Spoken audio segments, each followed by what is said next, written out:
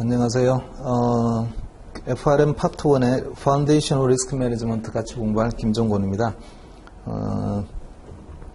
2020년도 시험이 좀 내용이 바뀌어서 2019년도까지 하고는 일단은 뭐 파트 1 같은 경우는 과목 자체의 변동은 없지만 내용이 조금씩 바뀌었고요. 파트 2는 아예 또 새로운 과목이 하나 등장을 했습니다. 리코더드 리스크라는 걸로. 어쨌든 뭐 파트 2는 나중에 우리가 파트 1 끝나고 난 다음에 좀 뭐 고민해야 될 문제고, 일단은 파트 1에서 시험을 합격을 해야 되는데, 파트 1의 Foundation of Risk Management는 2019년도에 나왔던 내용하고 비교를 해보면, 사실은 이제 2019년도에 시험을 치셨다가 떨어지시고 2020년도를 다시 또 준비하시는 분도 계실 거고, 그 다음에 2020년도에 나는 처음 시험 보는 거다 이런 분도 계시긴 할 텐데, 어차피 처음 보시는 분들이야 그냥 2020년도 이렇게 준비하면 되겠구나 이렇게 공부를 같이 따라오시면 되는데, 2019년도 교재로 이미 한번 공부를 하셨던 분들은 새롭게 2020년도 교재가 나왔으니까 되게 좀 당황스럽습니다. 근데 이게 내용이 Foundation of Risk Management는 챕터가 조금 편제가 바뀌긴 했지만 사실상의 안에 있는 내용들은 바뀐 게 뭐 거의 없습니다. 조금씩 추가된 게 있긴 있어요. 근데 조금씩 추가됐다는 게 이제 시험을 준비하는 사람의 입장에서는 되게 껄끄럽죠. 이 조금씩 추가됐다는 게 도대체 어느 정도 추가된 거냐? 전체 내용을 100이라고 하면 한 10% 정도가 좀 바뀐 것 같아요. 새로 들어오거나 이렇게 했습니다.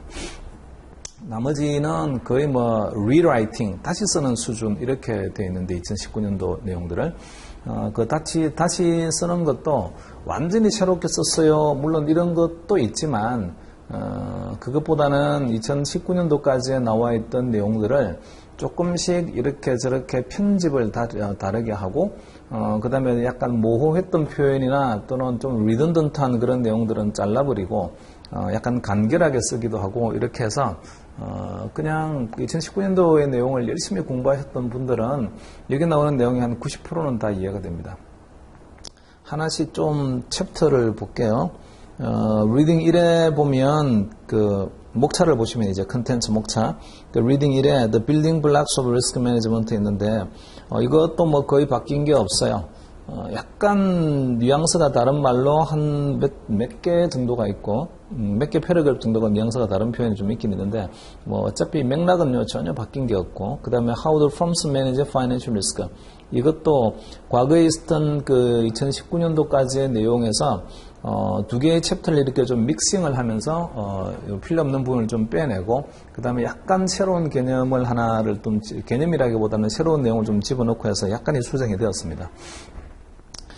그리고 Governance of Risk Management, 그럼 쭉 한번 볼게요. 이것도 뭐 기존에 있었던 내용인데, 이것도 뉘앙스를 조금 달리해서 리라이팅 이런 수준의 이야기고, 그 다음에 리딩 4에 나오는 Credit Risk Transfer Mechanism, 기존에 있었던 내용이죠. 이것도 좀 근데 조금씩은 다 바뀌었어요. 2019년도에. 이렇게 생각하시면 돼요. 실제로 코어 리딩이 다 바뀐 거냐, 원스에 해당되는 코어 리딩의 내용이 다 바뀐 거냐, 키 컨셉이 다 바뀐 거냐, 그러지는 않아요. 코어 리딩이나 키 컨셉은 그대로 뭐 차이가 날 게 없는데, 지금 우리가 공부하는 책은 캐플란에서 만들어낸 스웨트 노트잖아요. 이 스웨트 노트를 쓰시는 교수님들이 계세요. 또 서머리 노트를 쓰시는 분들이 있는데, 이 서머리 노트를 쓰시는 분들이 이제는 좀 아마 제가 보기에는 지필진이 바뀌었나 봐요. 그래서 이 내용들을 갖다가 조금씩은 좀 다르게, 또는 기존에 있던 책 중에 뭐 필요 없는 거 빼고 뭐 서로 이렇게 묶기도 하고, 이렇게 해서 약간씩은 보게 되면 편제를 다르게 해놓기도 하고, 그 다음에 완전히 옛날에 있던 걸 그대로 그냥 옮겨놓은 것도 있고, 2019년도에 있던 거, 이런 식으로 해서 조금씩 뭐 손을 건드려 놓긴 했어요. 뭐 어쨌든 2019년도 공부를 열심히 하셨던 분들은 여기 나오는 내용이 한 90%는 다 이해가 되고요. 어려울 게 뭐 거의 없습니다. 케이스 스터디에서 뒤에 보면은 좀 새로운 케이스 스터디 몇 개 있는데, 그거 제외하고는 나머지는 뭐 거의 다 내가 아는 이야기들인데 조금 뭐 말을 달리 했군, 이런 정도입니다. 리딩 5의 Modern Portfolio Theory and Capital Asset Pricing Model, 이거는 뭐 기존에 있었던 내용하고 거의 뭐 99% 같습니다. 별로 차이 나는 게 없고요. 그리고 그 다음 페이지에 보면 reading 6의 arbitrage pricing theory and the multi-factor model of risk and return 이것도 기존에 있던 내용하고 거의 뭐 한 99% 같아요. 별 차이 나는 게 없어요. reading 7 principles of effective data aggregation and risk reporting 기존에 있던 내용하고 거의 같고요. 그 다음에 enterprise risk management and the future trend 약간 수정이 되어 있습니다. 기존에 있는 내용하고는. 근데 뭐 그것도 뭐 쓴 표현이 다를 뿐이지 기본 의미 자체는 뭐 바뀌는 게 없고, 그 다음에 running from financial disasters reading 9에 나오는 거 이거는 좀 많이 바뀌었어요. 새로운 그 케이스들이 많이 등장을 하면서 기존에 있는 포맷 자체가 이거 바뀌었습니다. 그래서 아마 전체 중에서 제일 많이 바뀐 게 리딩 9가 제일 많이 바뀌었고요. 리딩 9는 완전히 새롭게 썼다 이렇게 생각할 수 있습니다. 완전 새로운 내용들이 좀 들어와 있어요. 그 다음에 리딩 10에 나오는 Anatomy of a Great Financial Crisis of 2007에서 2009년도까지 이것도 새로운 챕터입니다.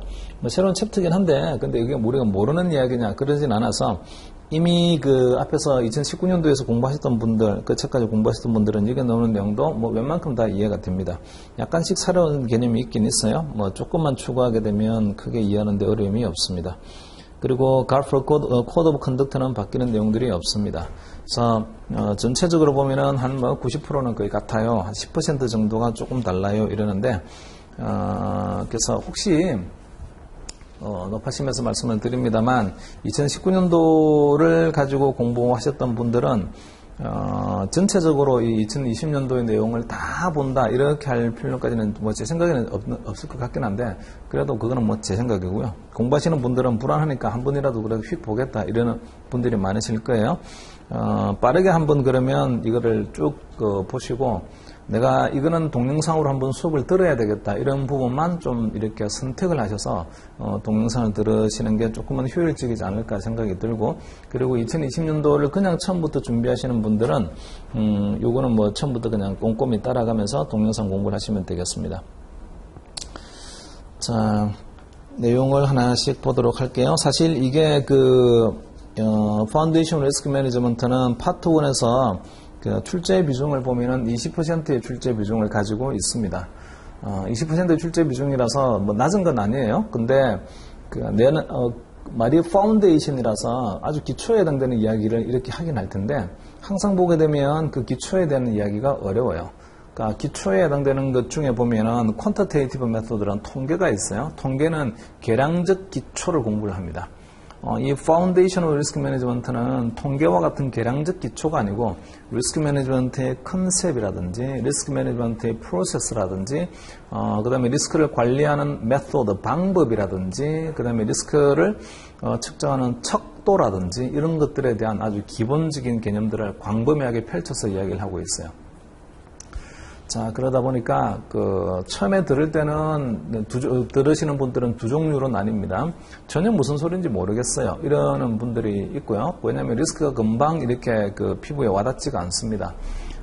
그 다음에 또 한 부류는 되게 뭐 당연한 이야기를 자꾸 하고 있네 이렇게 또 그런 느끼시는 분들이 있어요. 어쨌든 그 두 그룹 다 보게 되면 사실은 이제 조금씩은 공부하시는 태도가 적절한 태도는 아니에요. 전혀 모르겠다 그러진 않습니다. 듣다 보게 되면 한 번 들을 때는 약간 생소해 이런 느낌이 들더라도 뭐 두 번째 듣게 되면은요 금방 다 이해가 쫓아올 수 있는 부분들이에요. 그래서 크게 어렵지 않으니까 긴장할 필요가 없고, 그 다음에 너무 당연한 이야기를 하는 것 아니냐 이렇게 또 생각하시는 분들 계시는데 너무 당연한 이야기가 시험에 나오게 되면 절대로 당연하지 않습니다. 그래서 우리가 뭐 이런 거예요. 국어 시험을 치게 되면 국어 시험에서 우리가 다 만점을 받나요? 한국말로 썼으니까 국어 시험이니까 한국어 시험 치는 건데 다 만점 받아야죠. 한국말 쓰니까 못 받죠 이제. 더불어서 도덕 시험을 치게 되면 도덕은 뭐 당연히 좋은 이야기 할 테니까 좋은 말만 맞으면 하면 되겠지만 도덕은 전부 다 100점이야 이렇게 되나요? 그렇게 되질 않습니다. 그래서 마치 당연한 이야기처럼 들리지만 그게 시험에서 이제 출제가 되게 되면 이게 당연한데 이게 당연한 건가? 모두가 다 당연해 보여요. 말 보기 자체가. 그래서 거기서 조금 변별력을 가지고 이렇게까지 해야 되는가, 아니면 여기서 멈추면 되는 건가, 아니면 이거보다 더 해야 되는 건가, 뭔가 워딩으로 이제 말로 나오게 되면, 말로 되는 문제가 나오게 되면, 그게 이제 어느 수준까지를 우리가 맞다라고 해야 되고, 어느 수준을 초과하게 되면, 또 어느 수준보다 미달하게 되면 이건 틀렸다고 말을 해야 되나, 그런 것들에 대한 나름대로의 판단하는 프레임워크가 있어야 돼요. 판단하는 프레임이 없이 그냥 보게 되면 그냥 뭐 다 당연한 이야기고 다 좋은 말이고 그렇게 당연히 해야 되는 거지 이렇게만 보다 보게 되면 이건 뭐야 되게 쉽네 뭐 이런 걸 시험을 치나 이런 생각이 들어요.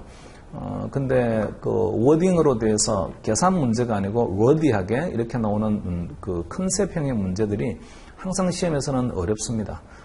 그리고 컨셉형의 문제라는 게 굉장히 당연한 99% 당연한 것 중에 1%의 뭔가 허점을 갖다가 또는 뭔가 1%의 잘못된 걸 집어넣어서 찾아보세요 이렇기 때문에 보는 사람은 99%가 당연하니까 당연하고 맞는 말이지 보기에 답이 없네 이 문제 잘못됐어 이렇게 생각할 가능성이 되게 높다고요.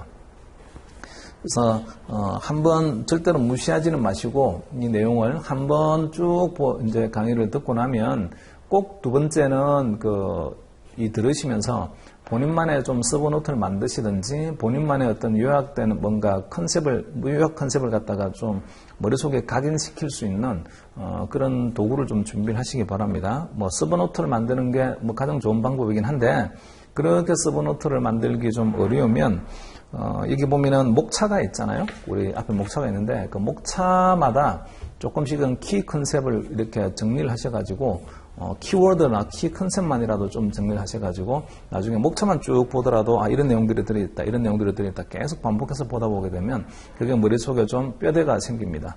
그렇게 해서 좀 시험에 준비를 하시길 바랍니다. 자, 하나씩 보도록 할게요. 실무를 하시는 분들은 이게 좀 무슨 말인지 되게 쉽다. 뭐 요즘 우리 회사도 이런 식으로 하고 있다. 이런 개념들이 있는데 실무를 하지 않고 그냥 이 학교에서 공부만 하는 학생분들 같은 경우는 이게 프로세스라든지 테크닉 이런 것들이 나오게 되면 또는 뭐 조직 구조 이런 게 나오게 되면 약간 생소합니다. 근데 그게 뭐 어려운 내용은 아니니까 그냥 한번 이해를 하시게 되면 금방 또 머릿속에 이렇게 자리를 잡아서 잘 잊어먹질 않습니다. 그래서 약간 실무적 이야기가 나오더라도 크게 긴장을 끊었고요. 조금 뒤쪽으로 가게 되면 워디한 내용에서 벗어나서 약간 숫자로 뭔가 계산하는 문제들도 나옵니다. CAPM이라든지 Arbitrage Pricing Theory 이런 거에서는 주로 계산 문제들이 나오는데 그 계산 문제들만큼은 무조건 다 맞춘다 이렇게 생각을 하셔야 되고 그 다음에 워디하게 이렇게 나오는 문제 수량은 전부 다 20문제가 나오긴 할 텐데 어쨌든 그 20문제 중에서 워디하게 좀 컨셉형으로 나오는 문제 계산 문제를 제외하고 그런 문제는 한 80%는 내가 맞추겠다 이렇게 좀 접근하시기 바랍니다. 100% 맞추기 어려워요. 자, 넘어갔어요. 공부를 하실 때는 이 앞에 목차 쪽을 또 보시게 되면 페이지 10페이지군요. 로마 숫자 10페이지로 되어 있는데 Learning Objectives and Reading Assignment라는 게 있어요. Learning Objective라는 게 학습 목표거든요. 학습 목표를 좀 잘 보셔서 학습 목표 보게 되면 A, B, C, D 뭐 이런 식으로 쭉 되어 있습니다. 거기 지시어가 있어요. Keyword. explain 하세요, describe 하세요, evaluation 하세요, 뭐 그냥 distinguish 하세요 이런 식으로 뭐가 있다고요. 그 지시어를 좀 잘 보시고 나중에 이제 마지막 정리하는 단계에 가시면 여기 러닝 오브젝티브에 나오는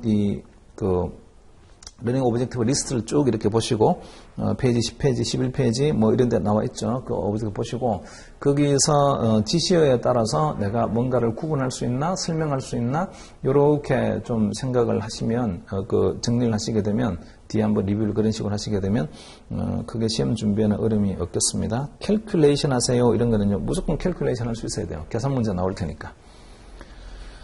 자, 이제 그러면 좀 넘어가서 내용을 한번 보도록 하겠습니다. 리딩 1로 갑시다. 페이지 1페이지예요. 1페이지. The Building Blocks of Risk Management라는 걸 갑시다. 리스크 매니지먼트의 이제 뭐 기본적인 그 빌딩 블락에 해당되는 구성 요소를 한번 여기서 보긴 할 텐데 여기서는 주로 보게 되면 리스크 매니지먼트의 프로세스에 대한 이야기들이 좀 나옵니다. 리스크의 기본 개념과 그 다음에 리스크 매니지먼트의 프로세스에 대한 이야기들이 나와요. 자, 보겠습니다. 모듈 1.1의 Introduction to Risk Management. 여기에서 이 인베스트먼트의 관점에서 리스크라는 게 the uncertainty surrounding outcomes. 그러니까 어떤 결과가 나올지 모르는 불확실성을 리스크라고 한다. 그리고 investors are generally more concerned about the negative outcomes rather than they are about the positive surprise. 그러니까 불확실성이 있긴 있는데 그 불확실성이 불확실성이란 개념은 예상대로만 뭐가 나오게 되면 불확실성이 전혀 없어요. 그렇게 될 줄 알았다? 그렇게 진짜 나왔다? 불확실성이 전혀 없죠. 근데 예상을 벗어나게 되면 불확실성이 생깁니다. 예상을 벗어나는 것도 두 종류가 있는데 예상보다는 좋은 성적이 나오는 게 있고 예상보다는 나쁜 성적이 나오는 게 있어요. 근데 사람들은 보게 되면 예상되는 것보다 좋은 성적이 나왔어요. 아주 기쁘죠. 근데 예상되는 것보다 나쁜 성적이 나오게 되면 아주 기분이 안 좋고 뭔가 내가 고통을 느낍니다. 그래서 예상을 벗어나서 좋은 게 나왔을 때 우리가 얻는 그런 기쁨과 그 다음에 예상을 벗어나서 나쁜 게 나왔을 때 우리가 받는 고통이 비대칭입니다. 뭔가 잘 됐다라고 해서 엄청 기분이 좋다 이럴 수 있고요. 그 다음에 잘못됐다라고 하게 되면 엄청 기분이 나쁘다 이렇게 될 수 있는데 엄청 기분이 좋은 것과 엄청 기분이 나쁜 게 사실은 같지가 않아서 똑같은 숫자만큼 예를 들어서 내가 50만 원을 땄다. 돈 100만 원 투자해가지고 50만 원을 땄어요. 아주 기쁩니다. 반면에 돈 100만 원을 투자하고 50만 원을 잃었어요. 아주 기분이 안 좋아요. 자, 똑같은 금액의 이익과 똑같은 금액의 손실이 있게 되면 나한테 주는 기쁨과 그 다음에 고통의 크기가 똑같나? 그러지 않습니다. 사람들은 우리가 얻는 기쁨보다는요, 그 똑같은 금액의 돈을 잃었을 때 느끼는 고통이 더 큽니다. 그래서 사람들은 위험 회피형이에요. 그러니까 같은 금액의 이익과 같은 금액의 손실이 나왔을 때에 그 이익이 주는 기쁨과 손실이 주는 고통을 두 개 비교해 보게 되면 손실이 주는 고통이 더 커요. 그래서 가능하면 예상대로 내가 뭔가를 투자를 할 때는 예상되는 수익률이 있죠. 그 예상되는 수익률을 목표로 해서 합니다. 예상되는 수익률보다 조금 더 잘 나오게 되면 좋기는 해요. 그런데 예상되는 수익률보다 안 나오게 되면 그러면 거기서는 대단히 많은 고통을 느끼게 됩니다. 제도적으로도 그냥 아예 그냥 고통을 주게 돼 있어요. 목표를 못 하게 되면 뭔가 막 깨져 이제. 목표를 잘하게 되면 칭찬을 받고 인센티브를 조금 받는다 이렇게 될 수 있는데 예상 목표를 갖다 우리가 못 하게 되면 그래서 디메리트이 엄청 옵니다. 엄청 스트레스를 받아야 되고 그 다음에 진급에도 뭔가 문제가 생기게 되고 이런 일이 생기게 된다고요. 항상 제도적으로도 비대칭이에요. 잘하는 것과 못하는 것에 대해서. 그래서 사람들은 좀 크게 뭔가를 벗어나서 대박을 치거나 또는 크게 쪽박을 치거나 이런 거에 대해서 뭔가 불확실성의 범위가 넓어지게 되면 그런 걸 좀 회피하고자 하는 위험 회피형의 성향을 가지고 있어요. 그리고 그 밑으로 내려오셔서 Risk is not necessarily related to the size of a potential loss. 이거 줄 읽어 놓으십니다. 리스크라는 게 반드시요 우리가 잃을 수 있는 잠재적 손실의 크기와 관련이 있다. 그런 뜻은 아닙니다. 반드시 관련되어 있을 필요는 없어요. 손실의 크기가 잠재적으로 일어날 수 있는 손실의 크기가 크다라고 해서 그게 위험하다 이렇게 말할 수는 없어요. 자, 조금 전에 앞에 그 리스크라는 게 uncertainty, 불확실성이에요 라고 되어 있었습니다. uncertainty surrounding outcomes, 어떤 결과가 나올지 모르는 불확실성을 리스크라고 한다고 했는데 정의가 좀 완벽하진 않아요. uncertainty라는 불확실성하고요. 그 다음에 risk라는 말하고는 같지 않습니다. uncertainty는 어떤 결과가 나올지를 모르겠다가 uncertainty입니다. 근데 risk는 그 uncertainty하고 좀 달라요. risk는 어떤 결과가 나올지를 모르는데, 그러니까 나올 수 있는 미래의 결과가 하나가 아니고 복수개의 결과가 있어요. 나올 수 있는 결과가 복수개의 결과가 있다. 잘 될 수도 있고 안 될 수도 있다. 이와 같은 복수개의 결과가 있으면 우리는 그걸 uncertain하다고 합니다. 리스크는요, 그 uncertain, 복수개의 결과가 나올 수 있는 데다가 어떤 확률을 부여할 수 있으면 그러면 그때는 우리는 리스키하다라고 말합니다. 그래서 uncertainty하고 risk하고의 결정적인 차이는 uncertainty는 막연한 불확실성이에요. 이렇게도 될 수 있고 이렇게도 될 수 있어요 라는 불확실성. 하나의 길이 아니고 두 갈래의 길이 있어요. 이런 것들은 uncertain해요. 어떤 게 나올지 모르겠어요 라고. 근데 그 uncertainty에 대해서 어떤 결과가 나올지 모르는 것에 대해서 어떤 확률 값을 부여할 수 있으면 그러면 우리는 리스키하다라고 말을 합니다. 자, 그래서 리스크라는 거는 그 uncertainty로 인해서 나오는 결과하고 사실은 결과의 크기가 어느 정도인가요? 그게 따라서 리스크가 크다 이렇게 말할 수는 없고요. 잠재적 손실의 크기하고 리스크하고는 좀 다른 이야기예요. 리스크는 불확실성에 대해서 어떤 확률을 부여할 수 있다 이렇게 하게 되면 그게 이제 리스크라서 잠재적 손실이 크다라고 해서 리스크가 크다 이렇게 말할 수는 없어요. 그러니까 잠재적 손실이 나올 수 있는데 예를 들어서 한 1억쯤 손해가 나올 수 있습니다. 내가 지금 투자하고 있는 금액이 있는데 투자하는 금액이 한 1억을 투자하고 있다라고 해요. 1억 투자하고 있는데 1억 전체를 다 잃어버릴 수 있는 그런 손실의 위험이 있습니다. 잠재적 손실이 거기까지 갈 수 있어요. 그런데 확률은 0.000000001%로 이렇게 하게 되면 잠재적 손실의 크기는 클지 모르겠지만 우리는 그게 리스키하다고 생각하지는 않습니다. 아주 낮은 확률, 거의 뭐 불가능에 가까운 확률이다 이렇게 하게 되면 리스키하다 말하지 않는다고요. 자, 그래서 for example, many potential losses are large but are quite predictable and can be accounted for using risk management technique. 설사 손실의 잠재적 크기가 크다라고 하더라도 우리가 예상할 수 있다. 이 정도 손실은 나올 거다라고 예상할 수 있다라고 하게 되면 미리 준비를 합니다. 그렇게 predictable 한 거 동그라미 쳐놓으세요. predictable 하다, 예상할 수 있다, expectation 할 때 있다, 뭐가 나올지 알 수 있다, 이런 것들은 미리 있잖아요. 준비할 수 있어요. 이런 것들은 그렇게 리스키하다라고 말하기가 어렵죠. The more important concern is the variability of the loss, especially unexpected loss that could rise to unexpectedly high levels.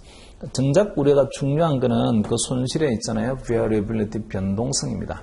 얼마만큼 손실이 있잖아요. 그죠? 커질 수 있나? 이게 이제 관심이 있고요. 근데 그 얼마만큼 커질 수 있는 불확실성이 있는데 그 불확실성이 어디까지 가는 거지? 그런 게 unexpected loss예요. 예상하지 못했던 손실이 어디까지 갈까? 자, 이거 그리고 그렇게 손실이 나올 확률은 어느 정도가 될까? 이게 우리가 관심 있는 그 영역이에요. 리스크 관리에서.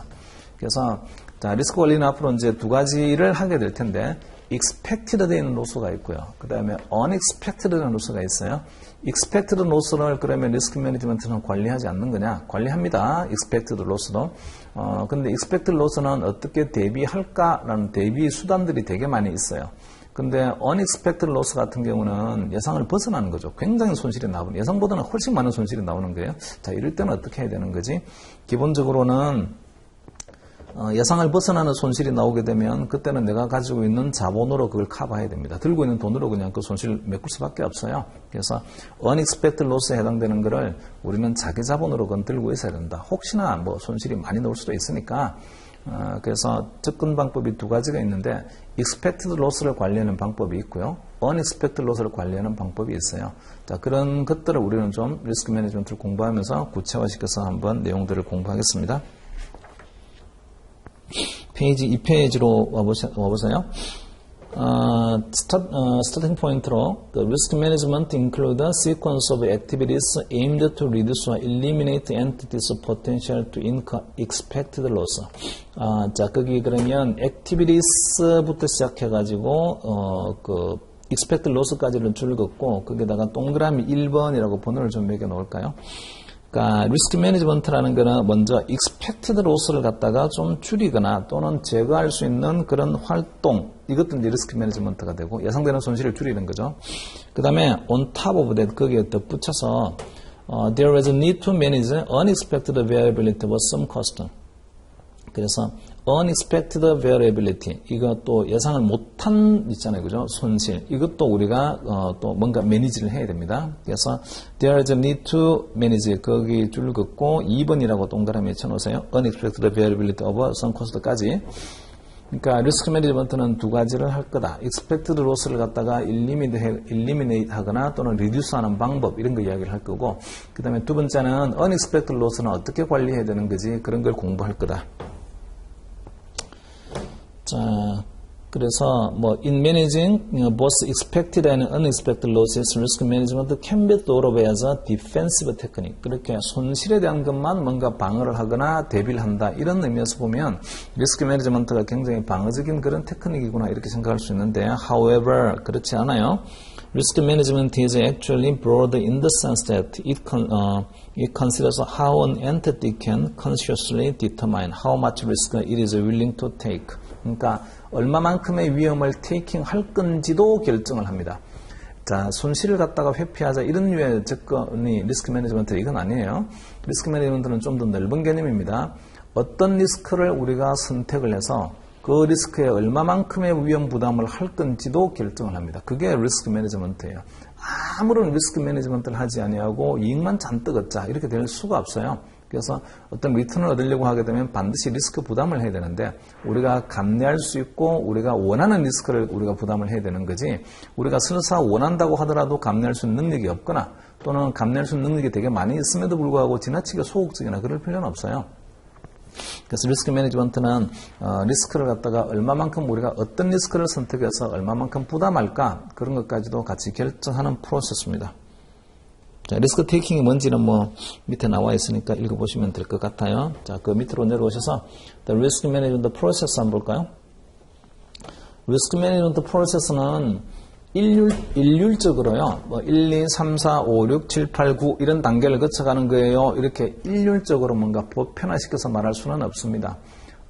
정답이 있는 건 아니라는 거예요. 근데 그 흐름은 있습니다. 이렇게 가야 되는 거예요라는 흐름이 있어요. 그래서 어떤 책에 보게 되면 리스크 매니지먼트 프로세스를 한 7개, 8개, 9개 단계로 마련을 해놓고 어떤 데는 보게 되면 서너 개의 단계로 끝내놓고 그렇습니다. 그래서 설마 또 그렇게 질문하시는 분은 안 계시겠죠? 리스크 매니지먼트 프로세스 제가 저 책 보니까 7개 단계로 되어 있던데 이 책은 3개 단계로 되어 있어요. 어느 게 맞는 건가요?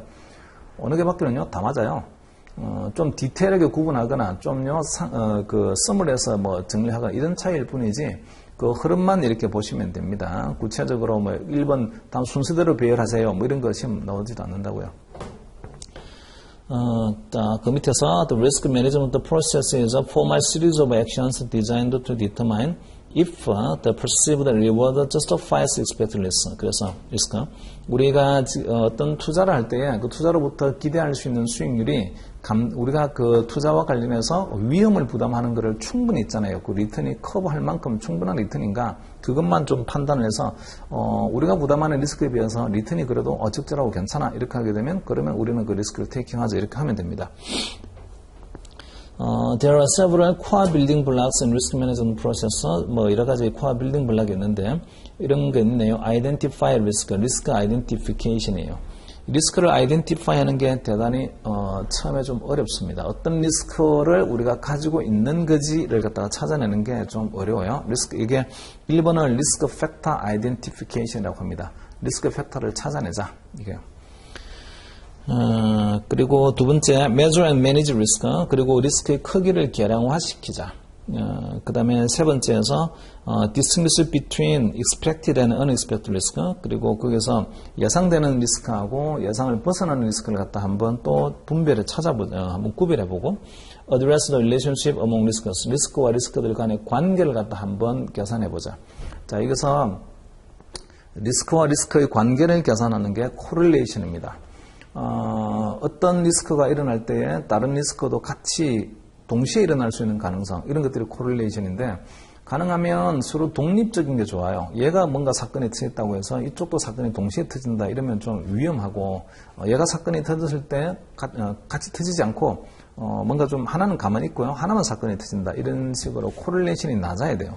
근데 그 리스크 매니지먼트는 우리가 이제 특히나 이제 리스크 매니지먼트가 금융기관을 대상으로 지금 하고 있는데 금융기관은 주식 투자도 하고 채권 투자도 하고 이런 거 하잖아요. 그러니까 주가가 내려가거나 뭐 채권 가격이 내려가거나 이러면 손실을 보게 됩니다.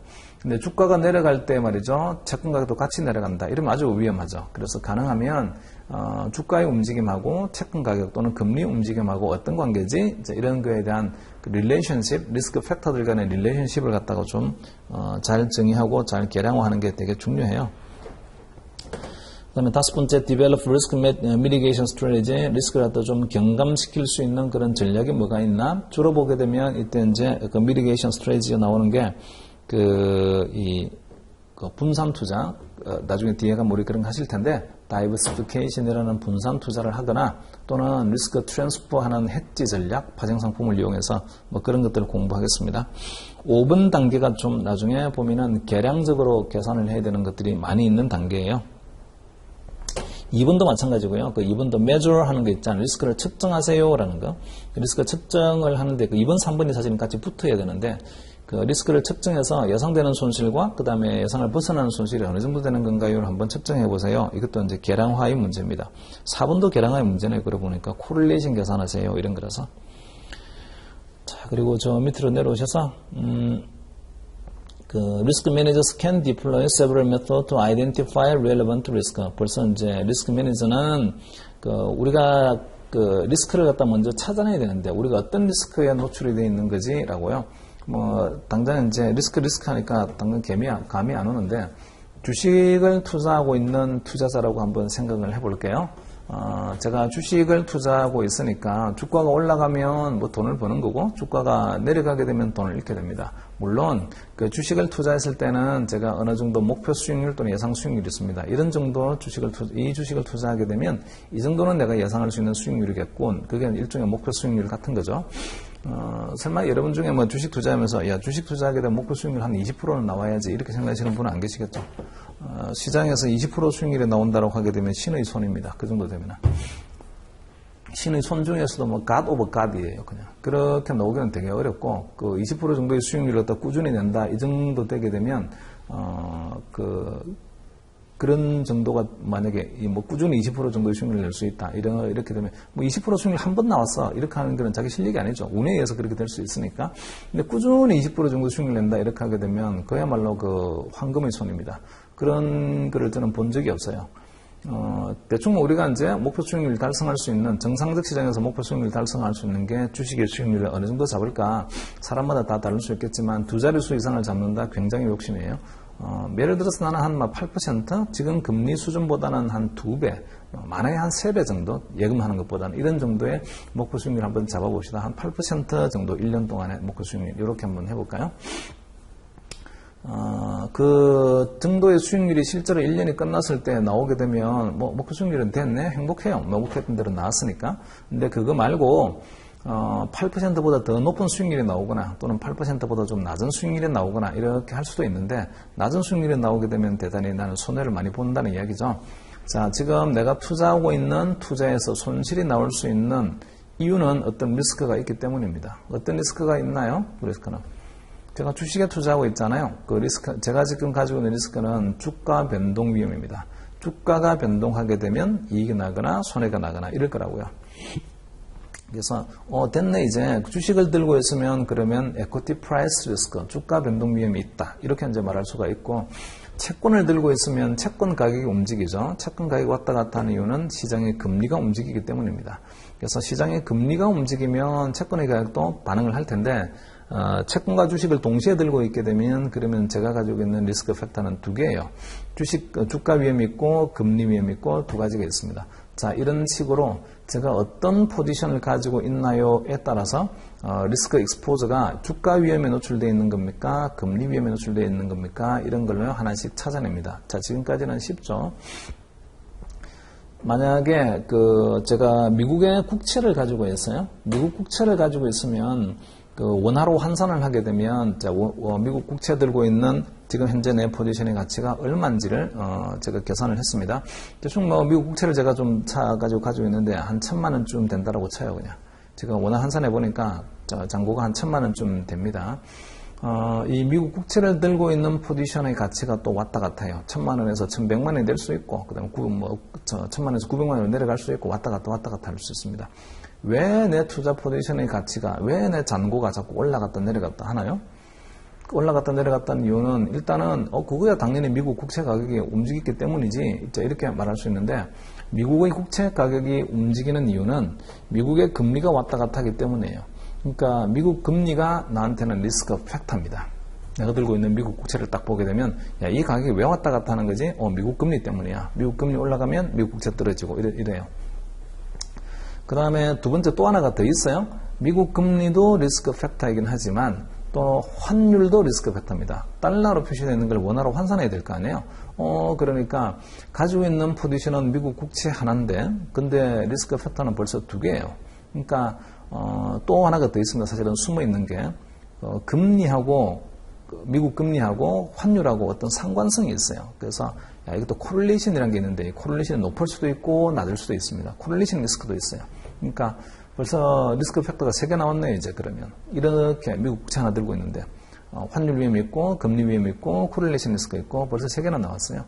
이렇게 복수개의 리스크 팩터를 가지고 있는 순간, 코릴레이션 리스크가 또요, 다 있습니다.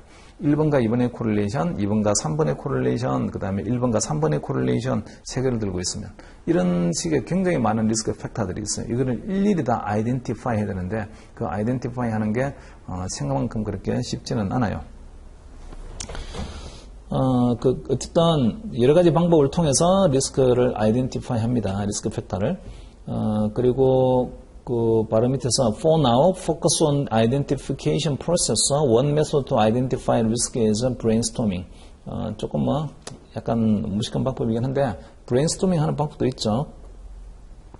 그래서 which involve soliciting from key business dealers all potential known risks influencing their supervision area. 그러니까 그 키 비즈니스 리드니까 각 분야에 있는 전문가들로 하여금 우리 회사에 주식 데스크도 있고 채권 데스크도 있고 환 데스크도 있고 이렇게 있으면 그 데스크의 책임자들로 하여금 지금 당신이 운용하고 있는 그 포지션과 관련해서 어떤 리스크들이 있는 건지를 갖다 한번 다 말해봐 라고 하는 방법이 하나가 있을 거고 그리고 그 패러그랩의 마지막에 밑에서 세 번째 문장, 그 패러그랩의 세 번째 문장이요. 마지막에 For a more quantitative approach, risk manager can analyze actual loss data to discern the magnitude and the frequency of various losses.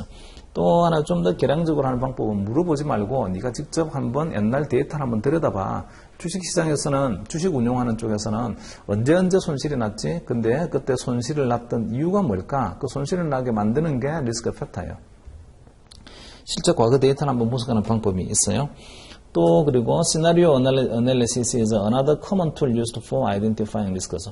시나리오 어널리시스는 가지고 있는 우리의 포지션에다가 이런저런 시나리오를 한번 주어봅니다. 예를 들어서 국내 주식 들고 있는 포지션에다가 환율을 갖다가 한번 주어봐요. 환율이 막 움직인다면 얘가 어떻게 될까?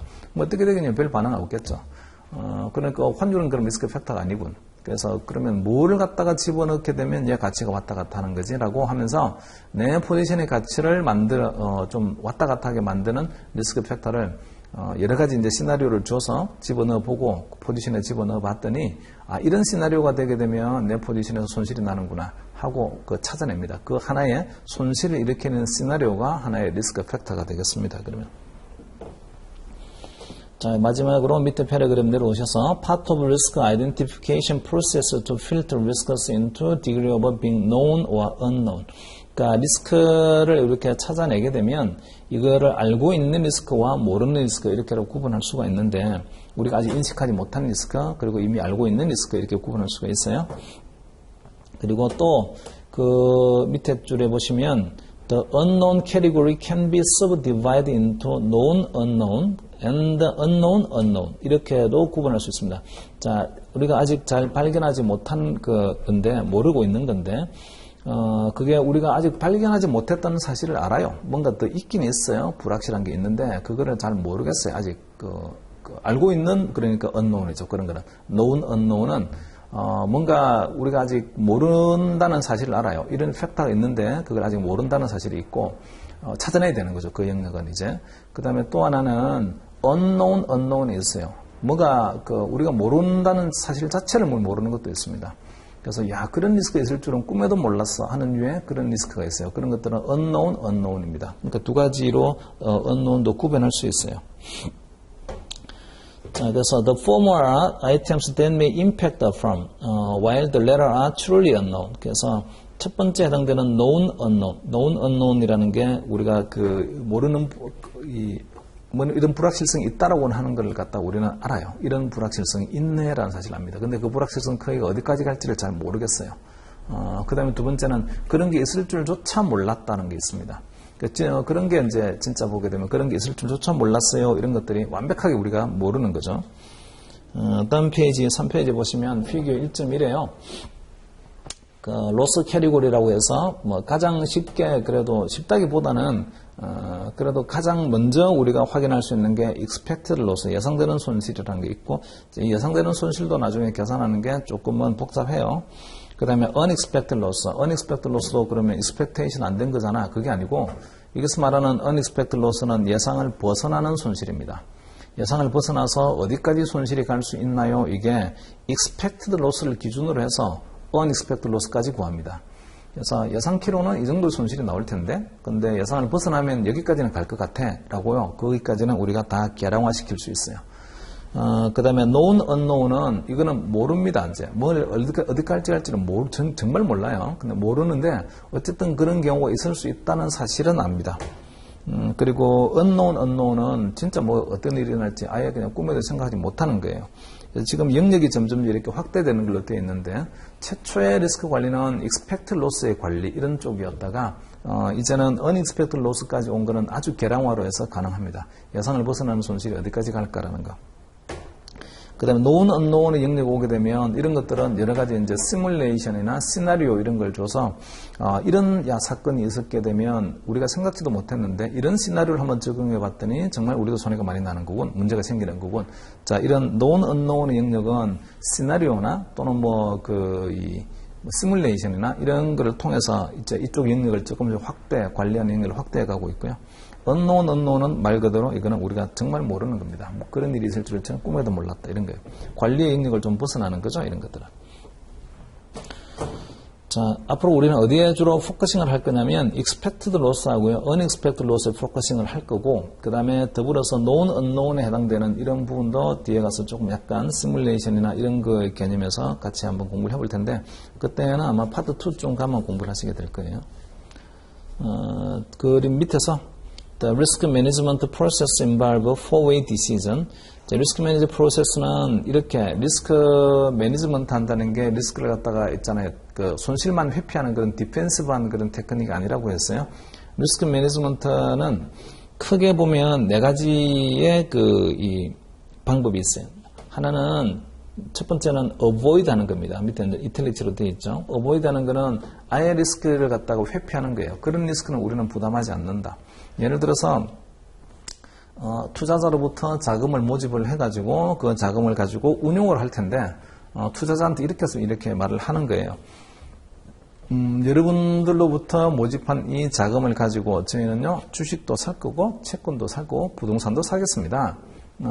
그렇게 운용을 할 거예요. 자, 이렇게 말을 하는 순간 벌써 어떤 리스크를 테이킹해서 리턴을 얻을 거라면 주식시장의 주가 변동 위험을 저희가 기꺼이 테이킹해서 리턴을 좀 노려보겠습니다. 그 다음에 채권 투자하는 거니까 시장 금리 위험이 있는데 금리가 오르거나 내리거나 하게 되면 채권 가격이 영향을 받아요. 그러니까 우리는 시장 금리 위험도 기꺼이 테이킹할 거예요. 부동산도 마찬가지죠. 부동산 가격이 왔다 갔다 하면 그러면 부동산에서 이익도 볼 수 있고 손해도 볼 수 있는데 기꺼이 그런 위험은 우리가 테이킹하겠습니다. 이렇게 말하는 것 같아요.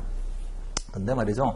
저희는 해외물은 절대로 투자하지 않습니다. 이렇게 하게 되면 환위험 지지 않겠습니다. 이런 말하고 같아요.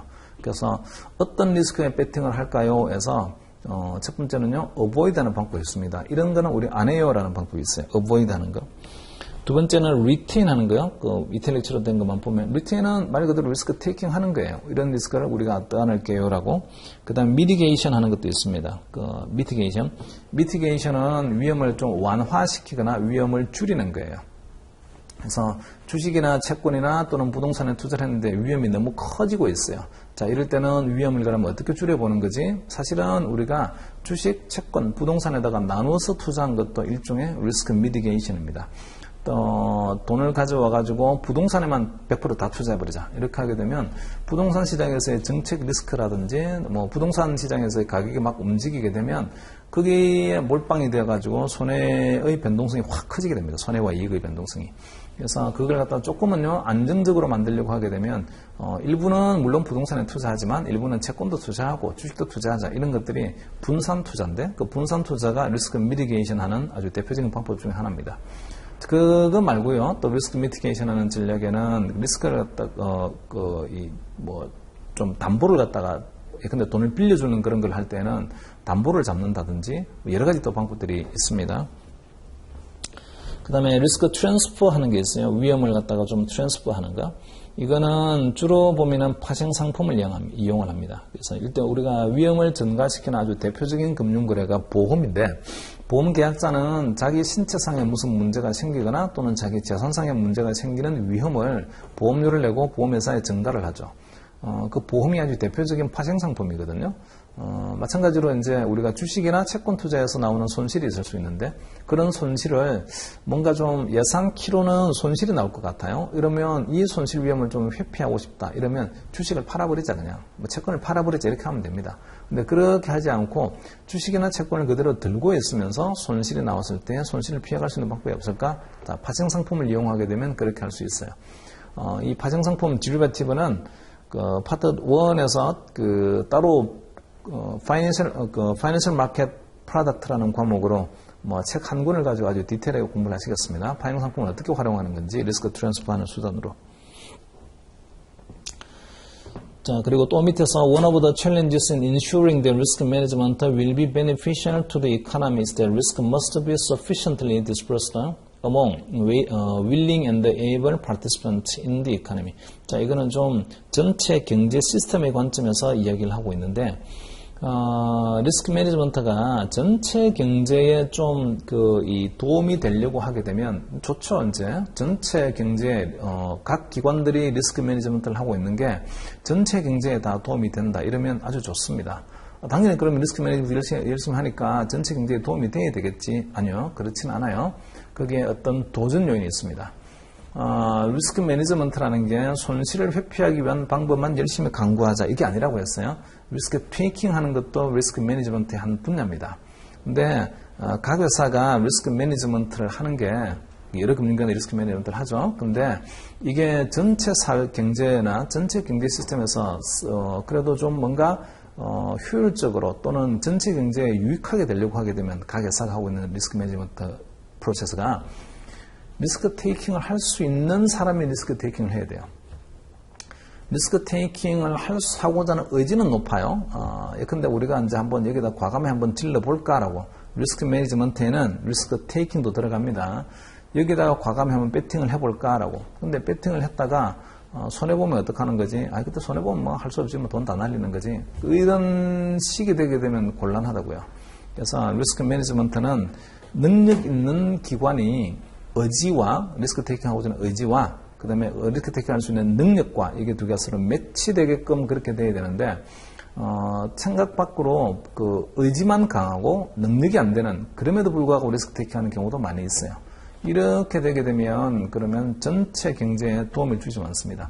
만일에 아무런 능력이 없음에도 불구하고 리스크 테이킹을 했다가 어빌리티가 없어요. 윌링니스만 있어요. 항상 보게 되면 어빌리티와 윌링니스가 두 개 조화가 돼야 됩니다. 내가 리스크 테이킹 하는 의지와 그 다음에 리스크를 갖다가 감내할 수 있는 능력 이게 두 개 딱 조화가 되는데 그러지 않게 되면 의지만 되게 강한 사람이 능력은 별로 없이 리스크 테이킹만 과감히 했다가 문제가 생기게 되면 이 사람하고 거래하고 있는 상대방이요 손해를 보게 돼요. 그리고 그 손해본 상대방은 또 다른 상대방을 거래하고 있는데 그 또 다른 상대방도 얘가 망하는 바람에 또 뭔가 받을 돈을 못 받게 됩니다. 전체 시스테믹 리스크로 시스템의 영향, 전체 경제 시스템에 영향을 주게 됩니다. 2007년도에 서브프라임 위기라는 게 좀 그랬어요. 그 위험을 감내할 수 있는 능력이 없는 그런 기관들이 강한 레버리지가 걸려있는 상품인 줄도 모르고 투자를 했다가 그 레버리지 때문에 이제 시장이 전체적으로 붕괴가 되면서 그 금융기관들이 손해를 엄청나게 보게 되고 파산을 하게 됩니다. 그리고 금융기관이 파산을 하게 되면 그 금융기관하고 거래하고 있는 다른 금융기관도 이제 아주 강력한 데미지가 와요.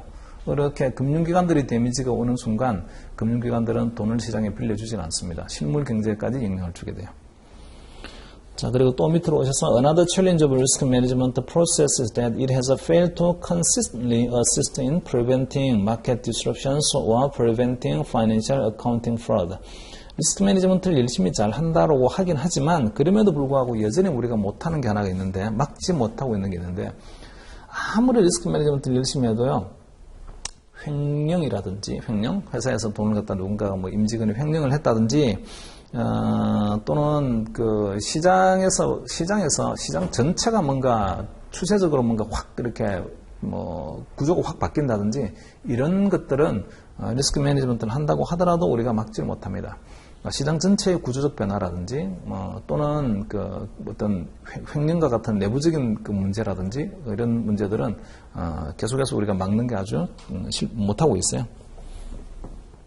그리고 또 밑으로 오셔서 in addition the use of derivatives as complex trading strategies assist in overstating financial position of many entities. 우리가 또 파생거래도 되게 많이 하고 있는데 derivative라는 게 이 파생 상품은요 아직 우리가 공부를 안 했습니다만 파이낸셜 마켓 프로덕트스 아주 디테일하게 하실 텐데 파생 상품은 아주 강력한 레버리지가 있는 상품이에요.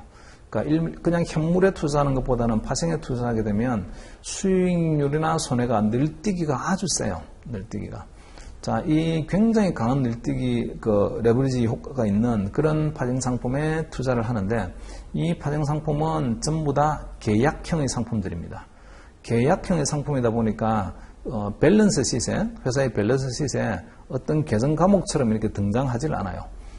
그래서 강한 레버리지를 가지고 있는 상품을 갖다가 실제로는 거래를 하고 있음에도 불구하고 마치 통장 잔고에는 그게 안 찍히는 것 같습니다. 내 재산 목록에는 그게 안 찍히는 것 같아요. 이런 계약을 했어요. 근데 그 계약이 자산 목록에는 없다고요. 근데 그 계약은 내가 어떤 일방적으로 의무를 이행을 해야 되는 그런 류의 계약들입니다. 자, 그러다 보니까 강한 레버리지를 가지고 있는 거래를 하고 있으면 이 레버리지로 인해서 제가 굉장히 손해를 볼 수도 있고요. 물론 굉장히 이익을 볼 수도 있습니다. 그런 것도 보게 되면 나의 재산 목록에 이런 계약이 있어요 라고 돼야 되는데 나의 재산 목록에는 차 있어요, 집 있어요 이런 것만 있을 뿐이지 밑에다가 제가 이런 계약을 누구하고 하고 있습니다 라는 것은 등장하지는 않습니다. 밸런스 시트라는 재무제표가 그렇게 되어 있어요. 그래서 회사의 재고자산이라든지 고정자산이라든지 또는 유가증권이라든지 매출채권 이런 것들은 밸런스 시트에 다 나오는데 어떤 상대방하고 파생거래를 했어요. 이런 것들은 그게 계정 과목으로 나오질 않고요. 그 밑에 밑에 풋노트에 주석으로 이런 포지션, 파생 포지션 가지고 있어 이렇게 나와요.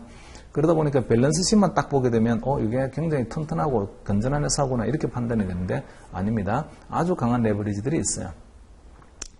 파생상품 거래는. 그래서 이 파생상품 거래로 인해서 굉장한 레버리지를 가지고 있다가 전 세계적으로 또 쇼크를 줬던 몇몇 사건들이 있습니다. LTC, 롱텀 캐피탈 매니지먼트라든지 실패 사례 나중에 보시면 그냥 조심하셔야 되는 게 파생 거래가 되게 많은 그런 기업의 밸런스 시트를 가지고 우리가 리스크를 분석할 때는 그 밸런스 시트상에 나오는 계정 과목만 분석할 게 아니라 그 밑에 어떤 파생 포지션을 가지고 있나요까지도 같이 있잖아요. 들여다봐야 됩니다. 그게 훨씬 더 중요하고 위험해요.